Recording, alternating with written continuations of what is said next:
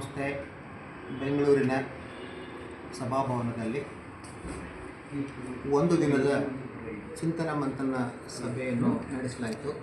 ಆ ಚಿಂತನ ಒಂದು ವಿಷಯ ರಾಜ್ಯದಲ್ಲಿ ರೈತರ ಆತ್ಮಹತ್ಯೆಯನ್ನು ತಡೆಯಲು ಏನೆಲ್ಲ ಸರ್ಕಾರ ಮಾಡ್ಬೋದು ಅಂತಕ್ಕಂಥ ಸಲಹೆಗಳನ್ನು ಕೊಡಲಿಕ್ಕೆ ಈ ಒಂದು ಚಿಂತನ ಮಂಥನ ಸಭೆಯ ಅಧ್ಯಕ್ಷತೆಯನ್ನು ಸನ್ಮಾನ್ಯ ಶ್ರೀ BR ಪಾಟೀಲರು, ಆಳಂದದ ಶಾಸಕರು ಹಾಗೂ ಕರ್ನಾಟಕ ರಾಜ್ಯದ ಪ್ಲ್ಯಾನಿಂಗ್ ಕಮಿಷನ್ನದ ಪಾಲಿಸಿ ಆ್ಯಂಡ್ ಪ್ಲ್ಯಾನಿಂಗ್ ಕಮಿಷನದ ಅಧ್ಯಕ್ಷರು ಆಗಿರೋದ್ರಿಂದ ಅವರ ಅಧ್ಯಕ್ಷತೆಯಲ್ಲಿ ಈ ಸಭೆಯನ್ನು ನಡೆಸಲಾಯಿತು.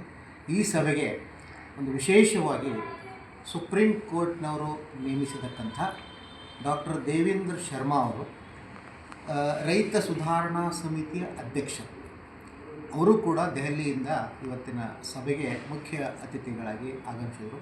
ಅಲ್ಲದೆ ನಮ್ಮ ರಾಜ್ಯಸಭೆಯ ಹಿಂದಿನ MP ಸಾಹೇಬರಾದಂಥ L. ಹನುಮಂತನೆಯವರು, ಆಮೇಲೆ ಮಾರ್ಕೆಟಿಂಗ್ ಬೋರ್ಡದ ಚೀಫ್ ಜನರಲ್ ಮ್ಯಾನೇಜರ್ ಆಗಿರುವಂಥ ಹುಂಬುರವಾಡಿಯವರು, ಹಾಗೆ ಹಿಂದಿನ 2003ರಲ್ಲಿ ಈ ರೀತಿಯಾಗಿ ರೈತರ ತಡೆಗೆ ಅಧ್ಯಯನ ಮಾಡಿ ಸರ್ಕಾರಕ್ಕೆ ವರದಿ ಕೊಟ್ಟಕ್ಕಂಥ ಹಾಗೂ ಈ ತಂತ್ರಜ್ಞಾನ ಸಂಸ್ಥೆಯ ಮೆಂಬರ್ ಆದಂಥ ಡಾಕ್ಟರ್ SCV ರೆಡ್ಡಿಯವರು, ಹಾಗೂ ಮೂಲವಾಗಿ ನಮ್ಮ ತಂತ್ರಜ್ಞಾನ ಸಂಸ್ಥೆಯ ಒಬ್ಬ ಜೀವಾವಧಿ ಲೈಫ್ ಮೆಂಬರ್ ಆಗಿರ್ತಕ್ಕಂಥ ಹಿಂದಿನ ನಿವೃತ್ತ ಕೃಷಿ ಅಧಿಕಾರಿಗಳಾಗಿರ್ತ ಪಿಂಜಾರವರು ಈ ಭಾಳ ಇಂಟ್ರೆಸ್ಟ್ ತೊಗೊಂಡು ಈ ಕಾರ್ಯಕ್ರಮವನ್ನು ನಡೆಸಿದರು. ಮತ್ತು ಇದಕ್ಕೆ ಇನ್ನೊಬ್ಬ ಮುಖ್ಯ ಅತಿಥಿಗಳಾಗಿ ನಮ್ಮ ಅಶೋಕ್ ದಳವಾಯಿ ಅವರು, ನಮ್ಮ ಅಗ್ರಿಕಲ್ಚರ್ ಪ್ರೈಸ್ ಕಮಿಷನ್ನ ಅಧ್ಯಕ್ಷರು.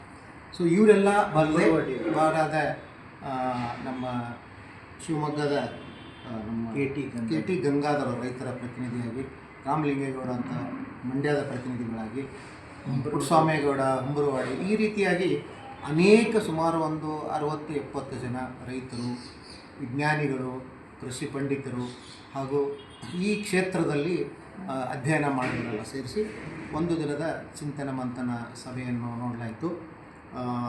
ಪ್ರಾರಂಭದಲ್ಲಿ ದೇವೇಂದ್ರ ಶರ್ಮಾ ಅವರು ಅಂತಾರಾಷ್ಟ್ರೀಯ ಮಟ್ಟದಲ್ಲಿ ಬೇರೆ ಬೇರೆ ದೇಶಗಳಲ್ಲಿ ಕೂಡ ರೈತರ ಆತ್ಮಹತ್ಯೆ ಹೇಗೆ ಅದರದ ಒಂದು ಚಿತ್ರಣವನ್ನು ನೀಡಿದರು.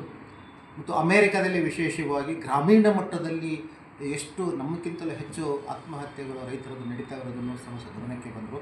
ತುಲನಾತ್ಮಕವಾಗಿ ನಮ್ಮ ದೇಶದಲ್ಲಿ, ವಿಶೇಷವಾಗಿ ಕರ್ನಾಟಕ ರಾಜ್ಯದಲ್ಲಿ ಈ ರೈತರ ಆತ್ಮಹತ್ಯೆಯನ್ನು ತಡೆ ಹಿಡಿಲಿಕ್ಕೆ ಯಾವ್ಯಾವ ಕಾರ್ಯಕ್ರಮಗಳನ್ನು ಹಾಕ್ಕೋಬೋದು ಅಂತಕ್ಕಂಥ ಒಂದು ಸಲಹೆಗಳನ್ನು ಕೊಟ್ಟರು.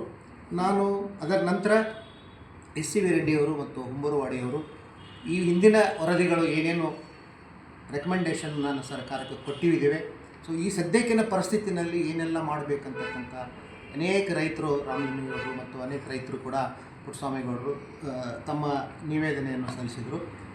ವಿಶೇಷವಾಗಿ ರೈತರ ಆತ್ಮಹತ್ಯೆಯನ್ನು ತಡೆಯಲಿಕ್ಕೆ ಸರ್ಕಾರದ ಮಟ್ಟದಲ್ಲಿ ಒಮ್ಮತದಿಂದ ಈ ಒಂದು ಆಯವ್ಯಯದಲ್ಲಿ ಏನಾದರೂ ರೈತರ ಆತ್ಮ ತಡೆ ಇಡ್ತಕ್ಕಂಥ ಒಂದು ಉನ್ನತ ಮಟ್ಟದ ಸಮಿತಿನೇನಾದರೂ ಮಾಡಲಿಕ್ಕೆ ಸಾಧ್ಯತೆಗಳನ್ನು BR ಪಾಟೀಲ್ ಅವರಿಗೆ ಬಿಟ್ಟುಕೊಡಲಾಯಿತು.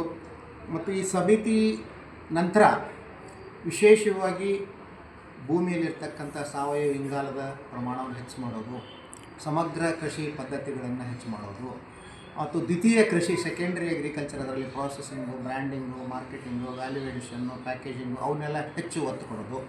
ಮತ್ತು ಇವೆಲ್ಲ ಮಾಡಬೇಕಾದ್ರೆ ನಾವು ಸಾಮಾನ್ಯವಾಗಿ ₹1 ಕೃಷಿ ಸಂಶೋಧನೆಯಲ್ಲಿ ಅಳವಡಿಸಿದರೆ ₹13 ರಾಜ್ಯಕ್ಕೆ ಹೆಚ್ಚಿಗೆ ಆದಾಯ ಆಗುತ್ತೆ. ಅದೇ ಒಂದು ತೋಟಗಾರಿಕೆಯಲ್ಲಿ ₹17-18 ಆದರೆ ಎನಿಮಲ್ ಹಸ್ಬೆಂಡ್ರಿ ವೆಟರ್ನರಿಯಲ್ಲಿ ನೀವು ₹1 ಖರ್ಚು ಮಾಡಿದರೆ R&Dನಲ್ಲಿ ₹23 ತನಕ ಲಾಭ ಬರ್ತದೆ ಅನ್ನೋದನ್ನು ಗಮನಿಸಿ ಈ ಎನಿಮಲ್ ಕಾಂಪೌಂಡೆಂಟ್, ಹಾರ್ಟಿಕಲ್ಚರ್ ಕಾಂಪೌಂಡ್ ಮಾಡಿ ಸಮಗ್ರ ಕೃಷಿ ಪದ್ಧತಿಗಳನ್ನು ಮಾಡೋದು. ಮತ್ತು ಸೂಕ್ಷ್ಮ ನೀರಾವರಿ ಏರಿಯಾ ಕ್ಷೇತ್ರವನ್ನು ಹೆಚ್ಚಬೇಕಾದ್ರೆ ಡ್ಯಾಮ್ ಕಟ್ಟೋಕ್ಕಾಗೋದಿಲ್ಲ ಅಂತ ತಿಳ್ಕೊಂಡು ಮೊಕ್ಕೆರೋನ್ ಇರಿಗೇಷನ್ ಕ್ಷೇತ್ರವನ್ನು ಹೆಚ್ಚು ಮಾಡಿ ರಾಜ್ಯದ ಬಜೆಟ್ನಲ್ಲಿ ಅತಿ ಹೆಚ್ಚಿನ ಪ್ರಮಾಣದಲ್ಲಿ, ಗರಿಷ್ಠ ಪ್ರಮಾಣದಲ್ಲಿ ಮೈಕ್ರೋ ಇರಿಗೇಷನ್ಗೆ ಹಣ ಒದಗಿಸೋದು. ಒಟ್ಟಾರೆಯಾಗಿ ಕೃಷಿಗೆ ಸಂಬಂಧಪಟ್ಟಂಥ ಯೋಜನೆಗಳಿಗೆ ಈಗ ಇಷ್ಟು ವರ್ಷಗಳಿಂದ ಏನು ಕೊಡಲಿಕ್ಕೆ ಬಂದಿದೆ ಬಜೆಟ್ನಲ್ಲಿ, ಆಯವ್ಯಯದಲ್ಲಿ ಹಣ, ಅದರದ ಹೆಚ್ಚಿನ ಪ್ರಮಾಣದಲ್ಲಿ ಕೃಷಿಗೆ ಆಯವ್ಯಯದಲ್ಲಿ ಬಜೆಟನ್ನು ಘೋಷಿಸಬೇಕಂತ ಹೇಳ್ಕೊಂಡು ರೈತರೆಲ್ಲರೂ ಹೇಳಿದ್ರು. ಇದು ಗ್ರಾಮೀಣ ಮಟ್ಟದಲ್ಲಿ ಅಥವಾ ತಾಲೂಕಾ ಜಿಲ್ಲಾ ಮಟ್ಟದಲ್ಲಿ ಈ ರೀತಿಯಾದಂಥ ರೈತ ಆತ್ಮಹತ್ಯೆ ತಡೆ ಹಿಡ್ತಕ್ಕಂಥ ಸಮಿತಿಗಳನ್ನು ಮಾಡಿ ಅಥವಾ ಈಗೇನಾಗಿದೆ ಅಂದರೆ ಪವರ್ಸ್ ಮತ್ತು ರೆಸ್ಪಾನ್ಸಿಬಿಲಿಟೀಸ್ ಎರಡೂ ಇರಬೇಕಾಗುತ್ತದೆ.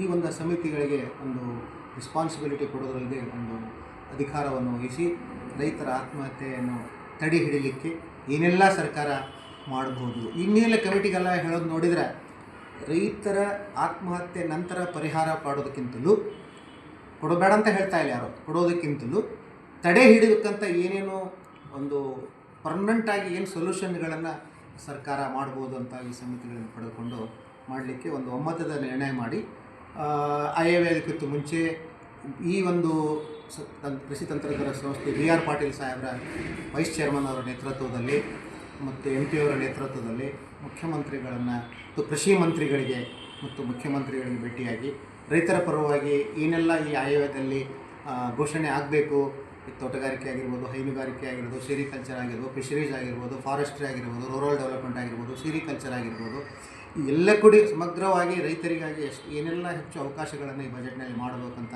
ಒಂದು ರೆಕಮೆಂಡೇಷನ್ಸ್ ಮಾಡಿ ಮುಖ್ಯಮಂತ್ರಿಗಳಿಗೆ BR ಪಾಟೀಲ್ ಸಾಹೇಬರ ಪ್ಲಾನಿಂಗ್ ಕಮಿಷನ್ ವೈಸ್ ಚೇರ್ಮನ್ ಮೂಲಕ ಭೇಟಿ ಮಾಡಿ ಅವರಿಗೆ ಮಂಡನೆ ಮಾಡಬೇಕಂತ ಒಂದು ನಿರ್ಧಾರವನ್ನು ತೆಗೆದುಕೊಂಡು ಸಭೆಯನ್ನು ಮುಕ್ತಾಯ ಮಾಡಿದೆ. ಧನ್ಯವಾದಗಳು. ನಾನು ಡಾಕ್ಟರ್ AB ಪಾಟೀಲ್, ಕೃಷಿ ತಂತ್ರಜ್ಞರ ಸಂಸ್ಥೆಯ ಅಧ್ಯಕ್ಷ. Super sir, thank you.